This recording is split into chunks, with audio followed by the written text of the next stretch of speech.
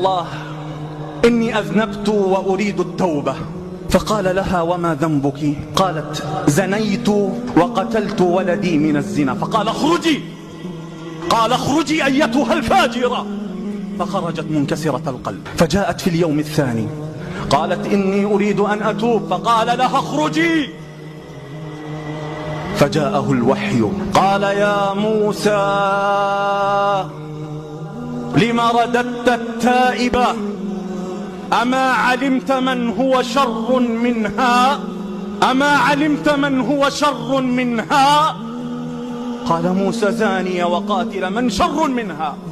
قال له: تارك الصلاة، تارك الصلاة عامدا متعمدا أشر عند الله من الزاني ومن القاتل ومن الكذاب ومن النمام ومن المرائي والمرابي.